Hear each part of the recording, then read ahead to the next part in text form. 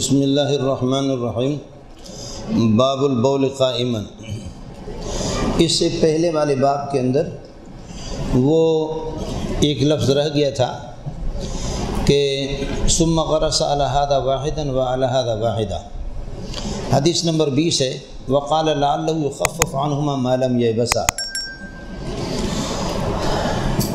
دو شخصوں کو جو عذاب ہو رہا تھا، میں نے آپ سے عرض کر دیا کہ مر بقبرین جدیدین، نئی قبریں تھیں مسلمانوں کی قبرستان میں، یہ اس بات کی دلیل ہے کہ یہ مسلمان تھے۔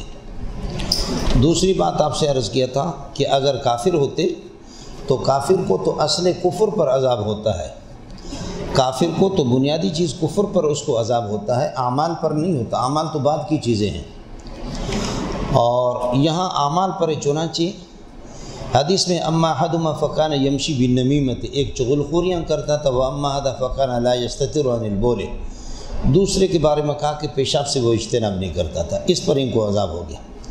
تیسرا مسئلہ میں نے آپ سے عرض کر دیا کہ کافر کی عذاب میں پھر یہاں ان کی عذاب میں تخفیف ہو گئی، تو کافر کی عذاب میں تخفیف نہیں ہوتی، فلا یخفف عنہم العذاب ولہم ینظرون۔ یہ ہمارے پنجبیری حضرات اس کو، یہ نص قطعی الثبوت قطعی الدلالت ہے، کافر کی تخفیف عذاب کی کسی بھی صورت میں قائل نہیں ہے، لیکن ہمارے باقی اکابرین وہ قائل ہے، لیکن اس کی وجہ سمجھو۔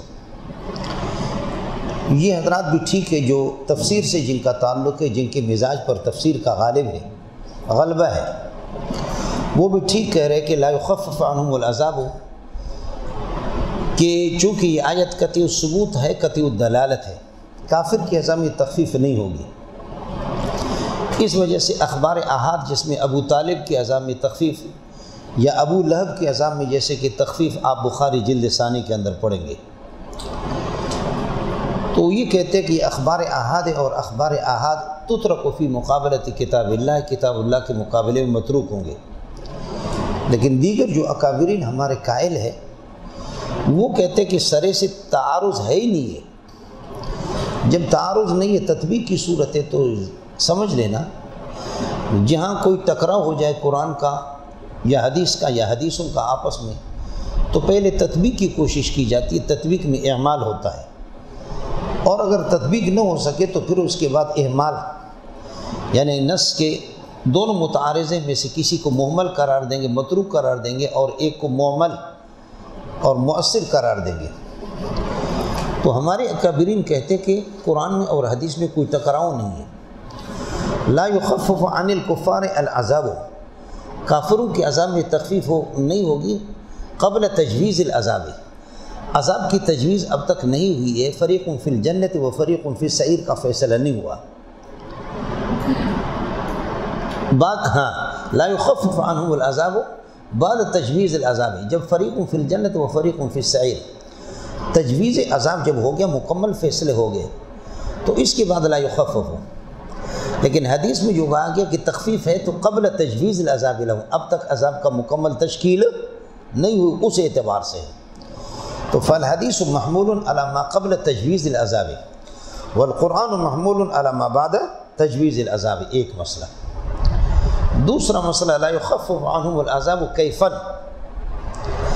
اور وہ یخفف عنہم العذاب کمن، حدیث محمول کم پر اور قرآن محمول کیف پر، یہ دو۔ تیسرا لا یخفف عنہم العذاب کمن ویخفف عنہم العذاب کیفا، قرآن میں عدم تخفیف ہے وہ کمن، اور حدیث میں تخفیف ہے کیفا، تو ظاہر ہے کہ کمیت پر معمول دوسرا کیفیت پر، یا اس کا الٹ ہے۔ تو یہ تین باتیں ہو گئیں، اس صورت کے اندر تعارض نہیں ہے، اس میں تطبیق ہے، اور وہ تطبیق والاعمال خیر من الاہمال، تطبیق اور اعمال بہتر ہے اہمال سے۔ کس کو سمجھ میں آ گیا؟ تعارض ہی نہیں ہے، تو اس لیے ہمارے جو حضرات ہیں جو تفسیر سے جن کا تعلق ہے وہ ذرا ٹھنڈے دماغ سے وہ سوچیں۔ آپ کو بات سمجھ میں آ گئی؟ یہ بات میں نے آپ سے عرض کی۔ اس کے بعد جو بات مجھے، یہ تو کل کے سبق سے تھا، اس کے بعد ایک مسئلہ سمجھ لینا،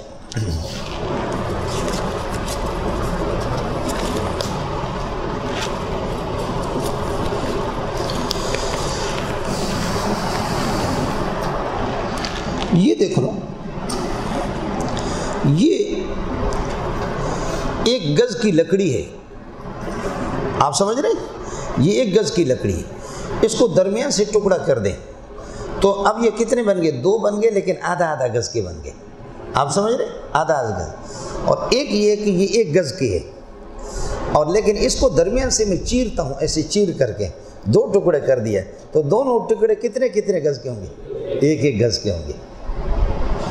ہوا یہ کہ رسول پاک صلی اللہ علیہ وسلم نے جب ان کو معذب دیکھا، اور اس حدیث کو جو حضرات آپ صلی اللہ علیہ وسلم کی معجزات نقل کرتے ہیں، تو معجزات کے اندر بھی اس حدیث کو نقل کیا جاتا ہے۔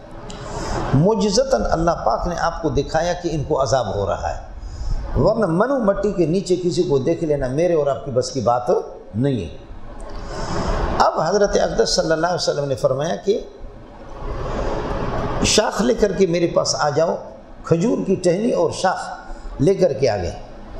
تو رسول پاک صلی اللہ علیہ وسلم نے اس کو درمیان سے کاٹا نہیں، آدھا آدھا گز کا نہیں کیا، بلکہ اس کو چیرا، فشقہ بسنین، آپ نے پڑھا نہیں پڑھا؟ شقہ بسنین، اس کو چیرا، چیر کر کے 2 ٹکڑے کر دیا۔ یہ خود خلاف قیاس ہے، اور لگایا ایک قبر پر، ایک کو گاڑا دوسرے کو دوسرے پہ، اور جو چیز خلاف قیاس ہوتی ہے تو اس پر کسی چیز کو قیاس نہیں کیا جا سکتا۔ لہذا جو اہل بدعت وہ کہتے کہ ہم پھول چڑھائیں گے، اللہ آپ کا بھلا کرے، اور یہ تر شاخ جو گاڑ دیتے، تر قسم کی شاخ قبر پر گاڑ دیتے ہیں قیاساً علی ہذہ المسئلہ، اس مسئلے پر، تو یہ قیاس اس لیے درست نہیں ہے کہ المسئلہ تو غیر قیاسیت، مسئلہ غیر قیاسی ہے، اور والمسئلہ تتعلق بالمعجزات ہے، معجزات کے ساتھ اس کا تعلق ہے، فلا یقاس علیہا غیرہا، لہذا غیر کو اس پر قیاس کرنا درست بھی نہیں۔ کس کو سمجھ آ گیا؟ پہلا معجزۃ مخصوص بہ صلی اللہ علیہ وسلم، وہ اپنے مورد پر منحصر ہوتا ہے، آئے مسئلہ سنیے، وہ اپنے مورد پر منحصر ہوتا ہے۔ اور دوسرا مسئلہ یہ کہ یہ خلاف قیاسی ہے، تو اس لیے اس پر نہیں ہوگا، یہ ایک بات ہو گئی۔ دوسری بات یہ ہے کہ رسول پاک کو قطعی طور پر معلوم ہو گیا کہ ان کو عذاب ہو رہا ہے، قطعی طور پر ان کو عذاب ہو رہا ہے، تو ایک علامت آپ نے مقرر کر دی تخفیف عذاب کے لیے، تسہیل عذاب کے لیے، کہ یہ شاخ ان پر گاڑ دیں۔ آپ بزرگوں کی قبروں پر جو شاخ گاڑتے ہیں یا ان پر پھول جھاڑتے ہیں، شاخ گاڑتے ہیں یا پھول نچھاور کرتے ہیں اور جھاڑتے ہیں، اس کا مطلب یہ کہ تم سب کا عقیدہ ہے، تمہیں قطعی طور پر معلوم ہے کہ سارے بزرگوں کو عذاب ہو رہا ہے، بولو، اس کا مطلب یہی ہے کہ آپ کو بھی کیا ہے؟ قطعی طور پر معلوم ہے، یقینی طور پر معلوم ہے کہ بزرگوں کو کیا ہے؟ عذاب ہو رہا ہے۔ تو اگر اہل سنت والجماعت اسی کو کہتے کہ جو آپ کا نظریہ، تو سلام پیش کرتے ہیں آپ کو مبارک ہو آپ کا نظریہ۔ آپ کو مسئلہ سمجھ آ گیا نہیں؟ تو اس وجہ سے پھول جھاڑنا، یہ کہ شاخیں گاڑنا کسی کی قبر پر، اس کی ہمارے علماء اجازت نہیں دیتے، لیکن تاہم مسئلے کا ثبوت کسی نہ کسی حد تک ہے۔ اس لیے اگر کوئی آدمی شاخ گاڑتا ہے، جیسے کہ ہمارے بہت سے بزرگ، میں نام نہیں لیتا، انہوں نے وصیت کی کہ ہماری قبر پر شاخ، تر قسم کی شاخ گاڑ دینا، اگر یہ بات انہوں نے کی ہے تو چونکہ المسئلۃ الاختلاف یوجب التخفیف، اختلاف کی وجہ سے بہرحال ایک تخفیف ہے، اس لیے اس میں سختی بھی آپ حضرات کو کرنی نہیں چاہیے۔ عام جو پھول نچھاور کرتے تو اسے منع کر دے، لیکن اگر کوئی کہ میں مر جاؤں میرے قبر پر شاخ گاڑ دینا، تر قسم کی شاخ، اور تفاولاً اس حدیث کی تفاول لیتے ہوئے، تو اس پر ملامت آپ نہ کریں اور زیادہ سختی نہ کریں۔ آپ کو بات سمجھ میں آ گئی؟ یہ 2 باتیں ہوں گی۔ تیسری بات یہ کہ حدیث کا 2 ترجمہ میں نے کیا، آپ کو یاد ہوگا، یہ کل کا سبق ہے۔ لعلہ یخفف عنہما ما لم یبسا، لعلہ میں ہو ضمیر شان ہے، یخفف عنہما، ان سے عذاب ہلکا کر دیا جائے، یا وہ ضمیر کا مرج عذاب کو، لعل العذاب یخفف عنہما، عذاب ان سے ہلکا کر دیا جائے، ما لم یبسا، جب تک یہ خشک نہیں ہوں گے، مانا جب تک یہ خشک نہیں ہوں گے، تر ہے تو ان کی تسبیح کامل ہے اس وقت تک، لیکن اللہ آپ کا بھلا کریے کہ جب یہ خشک ہو جائیں گے تو عذاب لوٹ کر کے واپس آئے گا۔ اس کا مفہوم مخالف یہی ہے۔ ایک ترجمہ یہ ہے کہ جس پر یہ اعتراض ہوتا ہے، جب تک خشک نہیں ہوں گے اس وقت تک عذاب میں آسانی ہوگی، تخفیف ہوگی، اور دوسری جانب یہ ہے کہ جب خشک ہو جائیں گے تو عذاب لوٹ کر کے واپس آئے گا۔ یہ مفہوم مخالف ہے، لیکن تاہم اس کی گنجائش۔ یہ مسئلہ رسول پاک کے معجزے کے خلاف ہے. اس لیے حضرت اقدس نے علامہ مولانا حسین علی رئیس المفسرین نے اس کا جو ترجمہ کیا بڑا پیارا ترجمہ کیا. لعل العذاب یخفف عنہما ما لم یبسا کمانا قبل ان یبسا، جو کل میں نے ترجمے میں آپ کو بتایا. ما لم یبسا کمانا قبل ان یبسا، ان کی خشک ہونے سے پہلے، یعنی یہ تر میں جو گاڑ رہا ہوں، میں تر شاخ گاڑ رہا ہوں، یہ خشک ہونے نہیں، یعنی عذاب کب ٹلے گا؟ منٹ میں یا 2 منٹ میں؟ یہ خشک ہونے نہیں پائیں گے، مرجھا نہیں جائیں گے کہ اس سے پہلے عذاب ٹلے گا. ٹلے گا کب تک؟ ہمیشہ کے لیے ٹلے گا. کس کو سمجھ میں آ گیا؟ یہ حضرت اقدس مولانا حسین علی رحمۃ اللہ علیہ کا ترجمہ ہے. اور مشکات میں آپ نے پڑھا ہے کہ ان اللہ تجاوز عن امتی ما وسوست به صدورها، سمجھے؟ ما لم تعمل او تتکلم، یعنی جب تک یہ کہ آدمی کوئی کسی گناہ کا ارادہ کرتا ہے، جب تک کہ گناہ کو نہیں کیا ہے، اس کو گناہ کرنے سے پہلے، ما لم تعمل کا معنی قبل ان تعمل، نفس کے عمل کرنے سے پہلے اس کو لکھا نہیں جاتا. جب تک گناہ پر عمل نہیں کیا، ارادہ کرنے سے گناہ لکھا نہیں جائے. ہاں نیکی کا ارادہ کیا، کر لیا تو ڈبل نیکی، اور نہ کر سکے نیکی کا ارادہ کیا تو تب بھی نیکی لکھ دی جاتی. اس لیے تبلیغ والے کہتے ہیں کہ بھائی چلیں گے نہیں چلیں گے، بھائی ارادہ تو کر لو، نیکی کا ارادہ تو کر لو، اس میں ثواب ملتا ہے. معلوم ہو کس کو میری بات سمجھے؟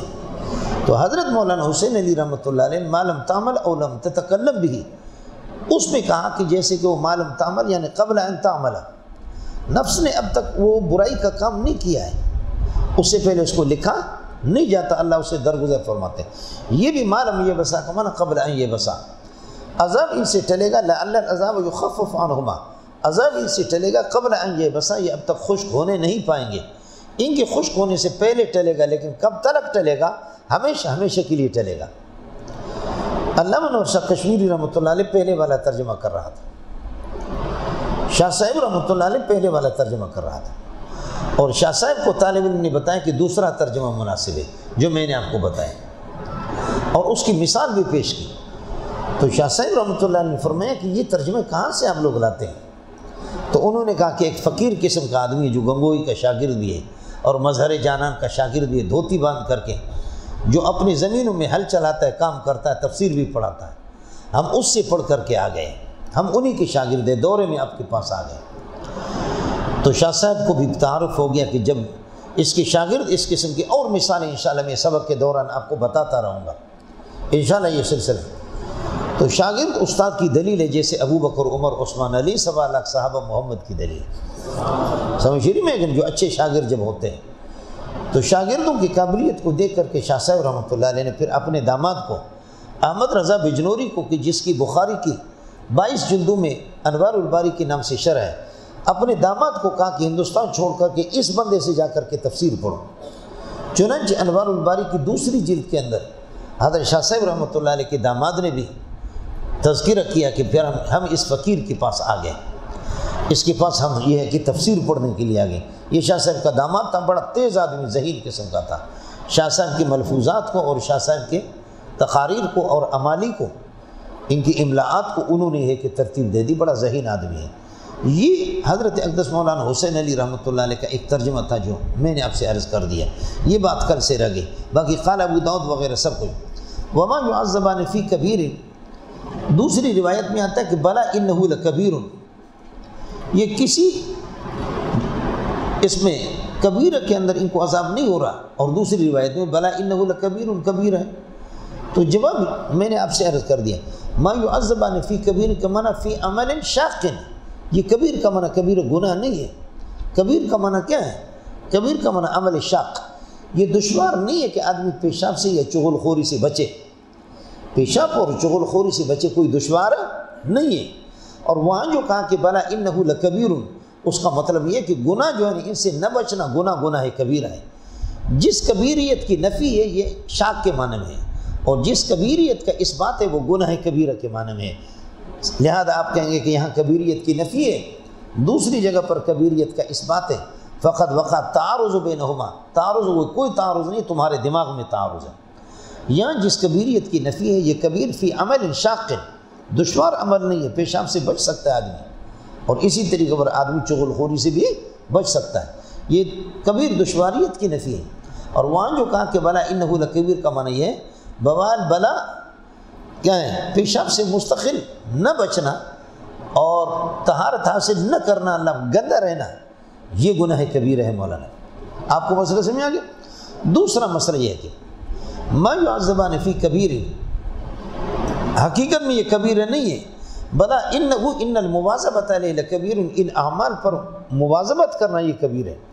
چنانچہ آپ پڑھیں گے کہ عمل اگرچہ برائی اگرچہ چھوٹی ہے، صغیر ہے، گناہ صغیر ہے، لیکن اس کو ہمیشہ اپنانا یہ کبیرہ بن جاتا ہے. یعنی ان الاصرار علی الصغیرۃ، صغیرہ پر اصرار کرنا، جم جانا، یہ اللہ کو بولا کہ یوجبہ کبیرۃ، یہ اس کو کبیرہ ثابت کر دیتا ہے. باقی 7-8 جواب انشاءاللہ میں ترمذی میں آپ سے عرض کروں گا، وہاں پر مسئلہ ہوگا، یہ مسئلہ آئے گا. اڑے جڑے دا پترا کچھ پھل پڑا، یہ کل کے آپ کے سبق سے تھوڑا سا رہ گیا تھا، میں نے آپ سے عرض کر دیا. باب البول قائما، کھڑے ہو کر کے پیشاب کرنا. میں نے آپ سے عرض کر دیا کہ امام ابو داؤد کے بارے میں لوگوں کا جھگڑا ہے کہ ابو داؤد شافعی ہے یا حنبلی ہے، تو آپ سے عرض کر دیا تھا کہ یہ حنبلی ہے. باب ما جاء فی کراہیت استقبال القبلۃ، استقبال قبلہ امام احمد کے ہاں ناجائز ہے. انہوں نے اپنے استاد کے مذہب کے مطابق ترجمۃ الباب قائم کیا، اور امام احمد کا مسئلہ یہی ہے، کھڑے ہو کر کے پیشاب کرنا علی الاطلاق جائز ہے، بدون الکراہیت، کسی قسم کی کوئی کراہیت نہیں ہے. تو حضرت اقدس نے یہاں پر ترجمۃ الباب جو قائم کیا ہے وہ اسی بنیاد پر قائم کیا ہے کہ کھڑے ہو کر کے پیشاب کرنے کی اجازت ہے. اللہ کے بندوں کچھ پھل پڑا نہیں پڑا. اب چلو پہلے حدیث کو، اس کے بعد پھر مسئلہ. وبه قال حدثنا حفص بن عمر ومسلم بن ابراہیم قال حدثنا شعبہ وبه قال حدثنا مسدد. اس حدیث کی 2 سندیں ہیں. ہائے تحویلیہ کے بعد مسدد ہے، اور پہلی والی سند کے اندر حفص بن عمر اور مسلم بن ابراہیم ہے. ذرا یاد کر لینا. ایک آگے جا کر کے ایک چھوٹا سا کالا ابو داؤد نقل کرے گا. وہ جو کالا ہے وہ کالا نہیں ہے بلکہ سفید ہے. بس یہ 2 سندیں جب آپ سمجھ گئے، ہم بھی قال حدثنا، تو وہ کالا ابو داؤد کوئی کالا نہیں ہے کہ جو آپ کو پریشان کر دیں. وہ کالا بہت آسان ہے. وہ صرف یہ ہے کہ مسدد جو یہاں دوسری سند میں آ گیا، تو اس حدیث کے زیادہ تر الفاظ میں دونوں مشترک ہے، مسدد اور حفص بن عمر اور مسلم بن ابراہیم تینوں. لیکن کچھ الفاظ حضرت مسدد زائد نقل کرتا ہے، تو قال ابو داؤد سے ایک زیادتی نقل کر کے آپ کو بتائے گا، اور کچھ نہیں ہے. لہذا اپنی طبیعتوں پر بوجھ نہ رکھو. اڑے کچھ پھل پڑا. وبه قال حدثنا ابن عمر ومسلم بن ابراہیم قال حدثنا شعبہ وبه قال حدثنا مسدد. یہ دوسری سند ہے. پہلے والی سند میں 2 استاد گزرے. قال حدثنا ابو عوانہ نام وضاح گزرا. وهذا لفظ حفص، یہ حفص بن عمر کے الفاظ لے کر کے میں آپ کو بتاتا ہوں. عن سلیمان عن ابی وائل عن حذیفہ رضی اللہ عنہ قال اتى رسول اللہ صلی اللہ علیہ وسلم سباطۃ قوم. حضرت ایک قوم کے ڈھیر پر تشریف لائے. کوڑا کرکٹ جہاں پر گند ڈالتے ہیں وہاں ڈھیر پہ تشریف لائے. یہ سباطۃ قوم ان کی جو اضافت ہے، یہ اضافت تملیغ کے لیے، یہ اضافت تخصیص کے لیے. جیسے کہ دیکھو ملنگو، یہاں آپ اپنے کمروں کے سامنے ڈھیر بناتے کوڑا کرکٹ ڈالتے ہیں، تو یہ کہا جائے گا کہ دور حدیث والوں کا یہ ڈھیر ہے. تو یہ صرف تخصیص کی وجہ سے، ورنہ یہ ملکیت آپ کے لیے محتمم کی ملکیت ہے. یہ جگہ ملکیت آپ کے لیے. یا آپ اپنے کتاب پر لکھتے ہیں، کتاب پر یہ لکھتے ہیں کہ ملکیت، آپ لکھتے ہیں کہ اللہ آپ کا بھلا کہ ملکیت منظور احمد، یا آپ اپنا نام لکھ لیتے ہیں، سمجھے کہ ملکیت، حالانکہ آپ کی ملکیت نہیں ہے. صرف اختصاص ہے، ملابست ہے کہ اس سال میں 6 مہینے 7 مہینے آپ مدرسے کی کتاب پر پڑھیں گے. ان امانت چند روزے نزد ماست، در حقیقت مالک ہر شے خداست. تو یہ ملکیت نہیں تھی. یہ جو ڈھیر تھا یہ کسی قوم کی ملکیت نہیں تھی. جب ملکیت نہیں تھی تو اگر نبی نے وہاں پیشاب کیا تو پھر یہ پوچھنا کہ مالکین کی اجازت کے بغیر کیوں پیشاب کیا، تو جواب یہ ہے کہ یہ ان کا ملک نہیں تھا، یہ غیر مملوکہ جگہ تھی. غیر مملوکہ جگہ میں اجازت لینے کی ضرورت نہیں ہے. اس کو سمجھ میں آ گیا. یہ اضافت اختصاص کے لیے، ملابست کے لیے. فبال قائما، کھڑے ہو کر کے فوراً آپ نے پیشاب کیا. ثم دعا بماء، پھر آپ نے یہ کہ پانی منگا لیا. فمسح علی خفیہ، آپ نے وضو بنا دیا، پھر یہ کہ خفین پر مسح بھی کیا. قال ابو داؤد سے یہ دوسری سند ہے تحویلیہ کے بعد جو میں نے عرض کیا کہ یہ کالا گھبرانے کی نہیں، یہ آسان ہے. قال ابو داؤد قال مسدد، بتاتے زائد الفاظ. چونکہ روایت حضرت حذیفہ کی قال حذیفہ قال مسدد، حضرت مسدد فرماتے قال حذیفہ، حضرت حذیفہ فرماتے فذهبت اتباعد عنہ، میں نبی سے پیچھے ہٹنے لگا. دیکھیے حضرت پیشاب کے لیے تو میں پیچھے دور تھا کہ آپ صلی اللہ علیہ وسلم، فذهبت اتباعد عنه، میں آپ سے دوری اختیار کرتا. فدعانی، آپ نے یہ کہ مجھے بلایا کہ اس طرح آڑ بن جاؤں، میں اگر پیشاب کر رہا ہوں تو تو لوگوں کی نگاہوں کے سامنے آڑ بن جا، رخ اپنا اس طرف کر لے. فدعانی حتی کنت عند عقبہ، کہ میں آپ کے پیچھے آ کر کے کھڑا ہو گیا اور آڑ بن گیا. یہ رسول پاک صلی اللہ علیہ وسلم نے کھڑے ہو کر کے پیشاب کر لیا. حضرت حذیفہ کی روایت ہو گئی. اور امام احمد کا مذہب بھی یہی ہے کہ کھڑے ہو کر کے علل اطلاق، چاہے عذر ہے یا عذر نہیں ہے، علل اطلاق کھڑے ہو کر کے پیشاب کرے آدمی، سمجھے. لیکن مردوں کے لیے غیر مقلدین کیا کہتے ہیں؟ غیر مقلدین کہتے ہیں میرے بھائیو، دوستو، عزیزو، بزرگو، بھائیو، اللہ حنفیوں کو تباہ کرے، شافعی، مالکی، حنبلی، حنفی سب کو تباہ کرے. اہل حدیث کے 2 اصول، اطیعوا اللہ و اطیعوا الرسول، حدیث رسول پر عمل کرنا، کھڑے ہو کر کے پیشاب کرنا سنت ہے. نبی نے کھڑے ہو کر کے پیشاب کیا ہے، جیسے کہ حضرت حذیفہ کی روایت ہے. تو ایک بندہ میرے جیسے منہ پھٹا کھڑا، کہنے لگا حضرت یہ سنت مردوں کے لیے، عورتیں بھی کھڑی ہو کر کے. ایسے بغیرت ہو تم لوگ، پھر بھی سمجھ میں نہیں آئے. کہنے لگا حضرت یہ سنت کس کے لیے؟ مردوں کے لیے سنت ہے یا عورتیں بھی کھڑی ہو جائیں گے پیشاب کریں گے؟ سمجھے. تم اس غبی تو نہ بنو غیر مقلدین کی طرح. آپ بھی تو غیر مقلدین کی طرح. آپ کو مسئلہ سمجھا کہ نہیں ہے؟ اب مسئلہ سمجھو. مولانا امام احمد کہتے ہیں کہ علل اطلاق کھڑے ہو کر کے پیشاب کرنا جائز ہے بدون کسی قسم کراہیت سے. امام مالک رحمۃ اللہ علیہ فرماتے ہیں کھڑے ہو کر کے پیشاب کرنے میں اگر چینٹیں لگنے کا اندیشہ ہو، چینٹیں لگیں گے تو پھر کھڑے ہو کر کے پیشاب نہ کرے، بیٹھ جائے. اور اگر چینٹیں نہیں لگیں گے، بھوس والی زمینیں شر زمینوں کو جذب کرتی ہے، تو کھڑے ہو کر کے پیشاب کرے. دونوں قسم کی روایتیں، ان میں تطبیق یہی ہے. امام احمد کہتے ہیں حضرت حذیفہ کی روایت ہے کہ نبی نے کھڑے ہو کر کے پیشاب کیا. جمہور حضرات، امام شافعی اور امام ابو حنیفہ دیگر حضرات فرماتے ہیں دونوں قسم کی روایتیں ہیں. ان من الجفاء ان تبول وانت قائم، یہ دیہاتی پن ہے، گنوار پن ہے، دیہاتی پن ہے کہ تو کھڑے ہو کر کے پیشاب کرے. ترمذی میں آپ پڑھیں گے. ایک دوسرا یہ ہے کہ رآنی النبی صلی اللہ علیہ وسلم وانا ابول قائما، حضرت عمر فرماتے ہیں نبی نے مجھے کھڑے ہو کر کے پیشاب کرتے ہوئے دیکھا. فرمایا کہ یا عمر لا تبول قائما، عمر کھڑے ہو کر کے پیشاب نہ کرو. فرمایا کہ ما بلت قائما منذ اسلم، تو اسلام جب قبول کیا، نبی نے جب سمجھا تو اس کے بعد کھڑے ہو کر میں نے پیشاب نہیں کیا. 3 باتیں. چوتھا مسئلہ حضرت عائشہ کی روایت ہے من حدثکم ان النبی صلی اللہ علیہ وسلم کان یبول قائما، نبی کھڑے ہو کر کے پیشاب کرتے تھے تو فلا تصدقوا، اس کی تصدیق نہ کر دو. ما کان یبول الا قائدا، نبی پاک صلی اللہ علیہ وسلم بیٹھ کر کے پیشاب کرتے تھے. ایسا نہیں ہے. 5ویں روایت کل آپ کے سامنے وہ گزرا کہ انظروا الیہ یبول کما تبول المرأۃ، تو عورت بیٹھ کر کے جیسے پیشاب کرتی ہے نبی بھی اسی طرح کرتا ہے. تو آپ نے فرمایا کہ الم تعلموا ما لقی صاحب بنی اسرائیل کانوا اذا اصابهم البول قرضوه بالمقارض اور فنعاهم فعذب فی قبری. یاد ہے کہ نہیں؟ تو حکم شرعی یہی ہے کہ بیٹھ کر کے پیشاب کیا جائے. تو دونوں قسم کی روایتیں آ گئی. اب دونوں قسم کی روایتیں آ گئی. جمہور کے ہاں منع کی روایتیں بھی میں نے آپ کو بتا دی. ان من الجفاء ان تبول وانت قائم، سمجھے. یا عمر لا تبول قائما. من حدثکم ان النبی صلی اللہ علیہ وسلم کان یبول قائما فلا تصدقوه ما کان یبول الا قائما. اور ادھر حذیفہ کی روایت ہے کہ کھڑے ہو کر کے آپ نے پیشاب کی. ادھر فرمایا کہ انظروا الیہ یبول کما تبول المرأۃ، عورت تو بیٹھ کر کے پیشاب کرتی، نبی بھی تو اسی طرح کرتا ہے. تو عادت یہی تھی. ہاں، اس کے ساتھ ایک قاعدہ سمجھو. قاعدہ یہ ہے، اب دونوں قسم کی چونکہ روایت ہے، چونکہ ہمارے یہاں قاعدہ یہ ہے کہ الاختلاف یوجب التخفیف، اس لیے جمہور حضرات فرماتے ہیں کہ دونوں قسم کی روایتیں، لہذا ہم نے تطبیق کو اس طرح دے دی کہ جائز بھی نہیں ہے علی الاطلاق یعنی بغیر کراہیت کے، اور یہ ناجائز بھی نہیں ہے، مکروہ ہے کراہیت تنزیہی کے ساتھ. اور قانون یہ ہے کہ الکراہیت التنزیہ لا تنافی الجواز، کراہیت تنزیہ جواز کے منافی نہیں ہے، لہذا مکروہ تنزیہ بھی ہے اور جائز بھی ہے. سمجھے. امام احمد نے جو روایت پیش کی تھی تو ہم کہیں گے آپ تو صرف یہ کہ کھڑے ہو کر کے روایت پیش کر رہے ہیں، اور یہ کہ ممانعت کی روایتیں کو آپ نے سامنے رکھا نہیں. اور امام مالک نے کہا تھا کہ اگر چھینٹیں پڑے تو پھر نہ کھڑے ہو جاؤ، ورنہ تو کھڑے ہو جاؤ. ہم کہتے ہیں آپ کی تطبیق سے ہماری تطبیق بہتر ہے.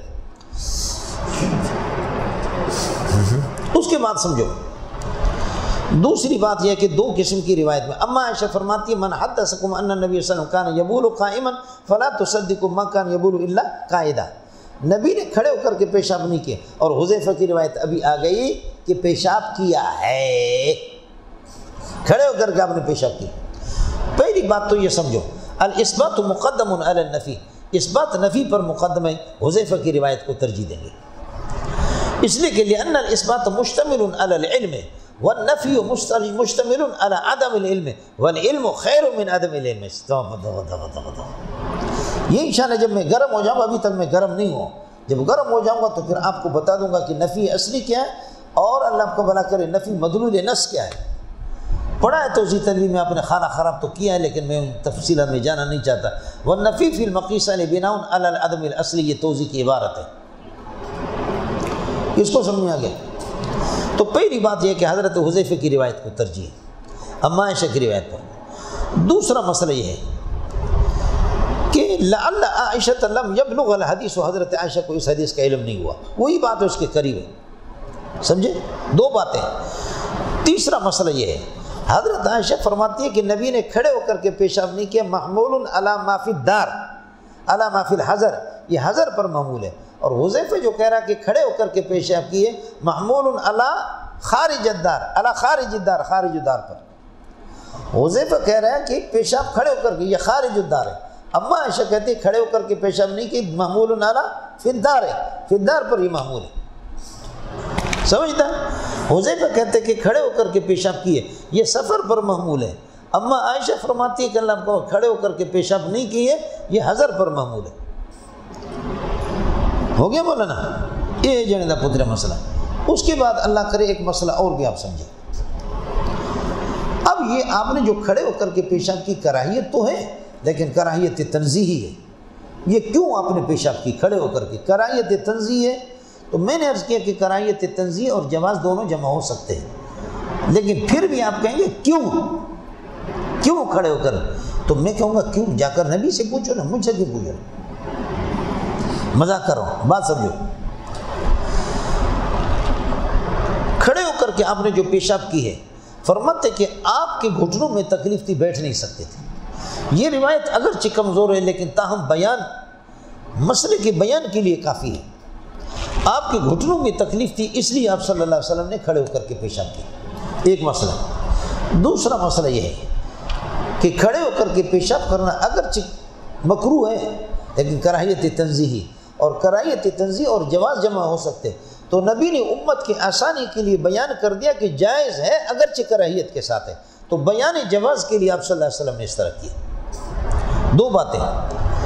تیسرا مسئلہ یہ ہے کہ آپ صلی اللہ علیہ وسلم نے کھڑے ہو کر کے پیشاب کیے، یہ ورود النہی سے پہلے کا واقعہ ہے، نہیں بعد میں آپ نے فرمائی کہ یا عمر لا تبل قائمہ ان من الجفاء ان تبول وانت قائم، یہ نہیں کی روایتیں بات کی اور آپ نے کھڑے ہو کر کے پیشاب کی، یہ پہلے کا، سمجھ رہی ہے کہ نہیں؟ چوتھی بات یہ ہے کہ شاید آپ صلی اللہ علیہ وسلم مصروف تھے اور شدید مصروفیت کی وجہ سے بیٹھنے کی نوبت نہیں آئی، یہ ہوتا ہے، آپ کو ابھی تک نہیں ہوگا لیکن جب آپ اس عمر پر پہنچے نا تو ہوتا ہے کہ کبھی آدمی کو سخت پیشاب لگتا ہے تو آدمی اللہ کا بھلا کرے کیا ہے، تو سخت پیشاب لگا ہوا تھا، بیٹھنے کی نوبت نہیں آ گئی، اس وجہ سے قد کان مشغولا مشتغلا بامور المسلمین، مسلمانوں کے معاملات میں مشغول، اب جا کر کے بیٹھنے کی نوبت نہیں، کھڑے ہو کر کے آپ نے پیشاب کیا، سمجھنا؟ اڑے کچھ بولے پڑا۔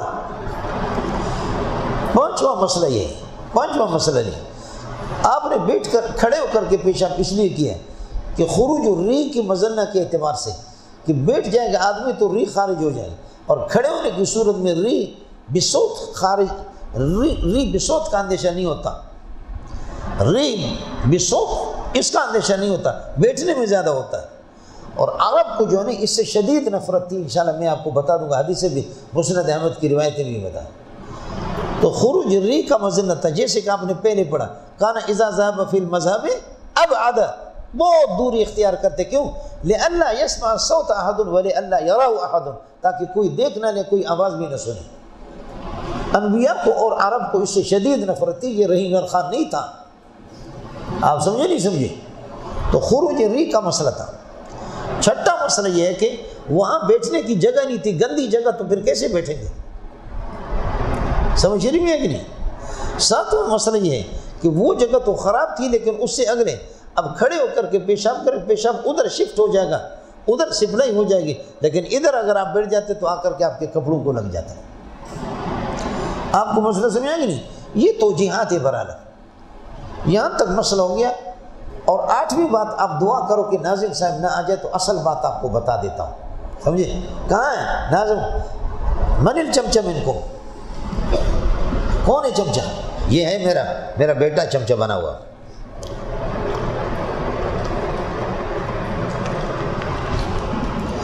مولانا اللہ کرے کہ اصل بات آپ کی سمجھ میں آ جائے، وہ یہ ہے، یاد رکھ لینا کہ رسول پاک صلی اللہ علیہ وسلم شارع بھی ہے اور شارح بھی ہے، سبحان اللہ۔ آپ صلی اللہ علیہ وسلم شارع بھی ہے اور شارح بھی ہے۔ شارع حقیقی اللہ ہے، شارع مجازی آپ ہے۔ شریعت کی جو باتیں آپ بیان کرتا ہے آپ خود اس پر عملی طور پر تشریح بھی کرتا ہے، خود عمل بھی کرتا ہے، تو شارع بھی ہے اور شارح بھی ہے، سمجھے؟ اب کچھ باتیں اس قسم کی ہے جو نبوت کے حق میں ہیں، ان کو بیان کرنے کے بعد ان کی شرح خود کرے، نماز ہے، روزے ہے، زکوٰۃ ہے، حج ہے، جہاد ہے، سارا خود کر کے دکھا رہا ہے، نصوص بھی بتا رہا ہے اور شرح تشریح کر کے بھی دکھا رہا ہے۔ کچھ چیزیں اس قسم کی ہیں کہ ان میں معمولی بے ادبی، معمولی خلاف اولا، بے ادبی نہیں کہنا چاہیے الیاذ باللہ، خلاف اولا یا کراہیت تنزیہ، لیکن جائز ہے تو بیان جواز کے لیے کرتا ہے، جیسے کھڑے ہو کر کے پیش کرتا ہے۔ کچھ وہ ہے کہ جو بالکل تؤید النبوت، نبوت کی تائید کرتے، نماز، روزے، زکوٰۃ، حج، جہاد، حلال معاملات ہے۔ اور کچھ وہ ہیں کہ جن سے عرض کیا کہ خلاف اولا تو ہیں، خلاف افضل ہے۔ آ گیا آپ کو مستقل میں چمچہ مقرر کرتا ہوں، سمجھیے، اطلاع دیا کروں۔ دوسری صورت یہ ہے کہ مولانا خلاف اولا لیکن جائز ہے تو بیانی جواز کے لیے کھڑے ہو کر کے آپ نے ہے۔ تیسری چیز وہ ہے کہ جو نبوت کے منافی ہے، آپ نے شکر ہے کہ نہیں کیا، اگر کرتے تو پھر آج مودودی کا پتہ نہیں کیا ہوتا۔ تو ان چیزوں کو آپ نے بیان تو کیا لیکن عملی طور پر تشریح نہیں کر سکے، ان کی تشریح کے لیے، عمل کے لیے اللہ نے صحابہ کو تکوینی طور پر، الفاظ میں رجعت کر لینا ہے، تکوینی طور پر اللہ نے صحابہ کو، مثلا نبی چوری کریں اور چوری کرنے کے بعد الیاذ باللہ ہاتھ بھی اس کا کٹے تو یہ چیز نبوت کے منافی ہے۔ اب اس کی تشریح عملی طور پر کیسے ہوگی؟ اس لیے صحابیہ خاتون سے چوری ہوگی اور اس کے ہاتھ کاٹے گئے، تو لوگوں نے کہا کیسے خاتون اس قسم کی، ہم تو سمجھے صحابیہ پاک دامن، اس نے چوری کر دی۔ تو میرے نبی نے فرمایا کہ خبردار، یا یہ کہ جیسے کہ زنا کا مسئلہ ہو گیا، اس کو رجم کر دیا، تو فرمایا کہ لقد تابت توبۃ لو قسمت بین اہل المدینۃ لکفتم، ایسی توبہ کیا کہ اگر یہ توبہ مدینہ والوں میں بڑھ جائے تو سب کی مغفرت ہو جائے۔ آپ اردو سمجھتے ہیں؟ یا حضرت ماعز نے جس سے بدکاری کا یہ کرنا کیا صدور ہو گیا، حضرت ماعز زنا ماعز فرجم، اس کو رجم کیا جائے۔ اب جبکہ استاد سلیم اللہ کے شاگرد کے بارے میں کہا جائے کہ مولانا سلیم اللہ کے فلان فارغ نے، فاضل نے زنا کیا، اس نے لواطت کی، مولانا بن نوری کے شاگرد نے، ہم کہتے ہیں مولانا بن نوری کے بارے میں کہتے ہیں، سلیم اللہ کے بارے میں، مفتی شفیع کے بارے میں کہتے ہیں، اشرف علی تھانوی کے بارے میں کہتے ہیں، ہمارے بزرگوں کی تربیت ناقص رہی ہے تو اپنے بزرگ اپنے پاس رکھ، سمجھے؟ تو جب آپ کی بزرگوں کی اتنی تربیت ہو جاتی ہے تو محمد کی تربیت پر میرے ماں باپ قربان جائے، تو پھر صحابی سے زنا کا صدور کیسا ہوا؟ تو سمجھ لینا تکوینی طور پر ہوا تاکہ ہو جائے، اور خود محمد نے اپنے شاگردوں کو بتایا، میرے شاگرد کو، اپنے دوست کو خود مارو، پتھروں سے مارا انہوں نے۔ یہ تکوینی طور پر اس شریعت کے اس حکم کی تشریح بھی اللہ نے صحابہ سے تکوینی طور پر کرا دی۔ کس کو سمجھ میں آ جائے؟ یہ ایجنڈا پتر ہے، یہ زبردست چیز ہے۔ حضرت مولانا خلیل احمد رحمۃ اللہ علیہ کی تذکرۃ الخلیل سے کئی سال پہلے میں نے پڑھا، بہترین چیز ہے۔ باقی محدثین کی باتیں وہی تھی جو میں نے آپ سے عرض کر دیا، سمجھے؟ ترمذی میں مجھے دہرانے کی ضرورت نہ پڑے۔